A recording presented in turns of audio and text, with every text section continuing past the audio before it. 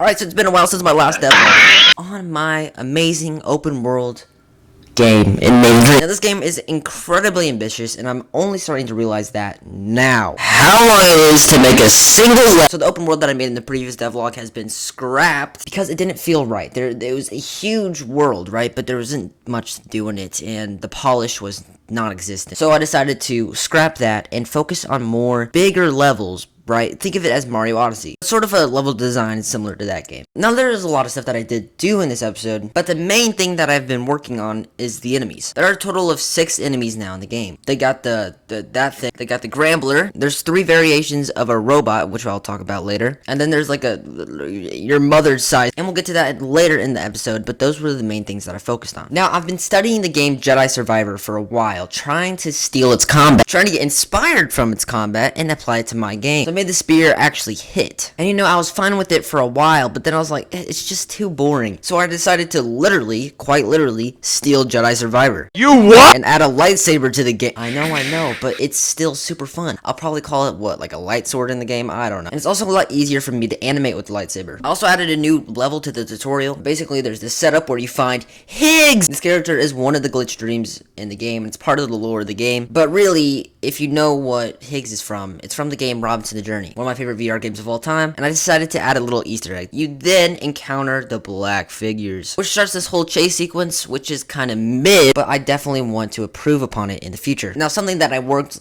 hours on was the main enemy of the game, and that is the MM boss. If you paid close enough attention to my older videos, you would have seen me, like kind of zooming around it. This thing is the main enemy of the game, and will kind of be stalking you throughout the game. And I wanted this thing to be very scary, way too overpowered, and literally awesome. I had a perfect idea of how to introduce the enemy to the player. After the chase scene with the black figures, you meet Jeef. Jeef is played by Tommy, and Jeef kind of explains what the Glitch Dreams actually is. And the start of the scene is bright. Meeting this new character. This character is very energetic. It zooms around the camera. There's some comedy in there, and it's all very bright until most Glitch Dreams don't have microchips, and are allowed to overgrow and destroy.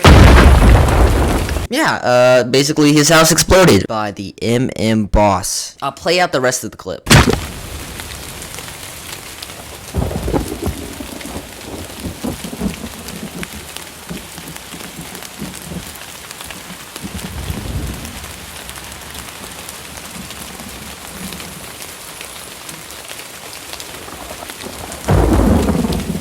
Okay, I was just kidding about playing out the rest of the clip, but did you see the light? It sets the mood for this character very well. It contrasts between the very bright beginning of that cutscene to very dark and stormy when the MM boss shows up. And this shot right here, oh my god, it's so good. I'm sorry, I don't like to brag about my own game, but dude, this is such a cool scene. And then after that, the player's like, oh, who are you? And then this happened.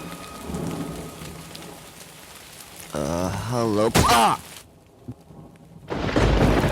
Yeah, he gets stabbed and thrown, but that animation where he gets thrown is still being worked on. Don't judge me. Yes, I spent, 2 days working on this scene? I wanted the enemy to feel very powerful. Like, nothing could stop him. And that puts fear into other characters. When somebody has so much confidence, and he can actually do the thing he's confident about, they're terrifying, especially when they want to kill you. And that's what the MM boss wants to do. Now, I wrote out a little bit more of the script of the game, and also came up with some character design concepts and worlds for the game, which brings me to the enemies. Now, the only 2 enemies that I had added before this devlog were the Grambler and that black figure, which were kind of mid. But now with the inclusion of the lightsaber, I wanted there to be more melee combat. So I made 3 variations of this one robot. And also I modeled this out. I'm telling you, they're pretty good models, if I do say so. Follow the tutorial by Acer on how to make enemy AI, and it was perfect. I was very proud of this enemy because it actually had like roaming and stuff, and it had this whole system, which was amazing, Acer. Proud of the model. I was proud of its feel, and it turned out really well. So I decided to add 2 more variations of this. So the other variation of the robot can shoot you, and that's about it. That's definitely more of like a lower level enemy. But then there's the Big Chungus. That's what I like to call it. That variation of the robot is big. It also has a shield, and it can parry your attacks twice. And so yeah, I had my 3 variations. After this, I played some more Jedi Survivor, and I always loved the finishers in Jedi Survivor. And I thought, wow, it'd just be so cool if I could add one to my game. And somehow, I figured out a way how to. Just watch this. Watch this.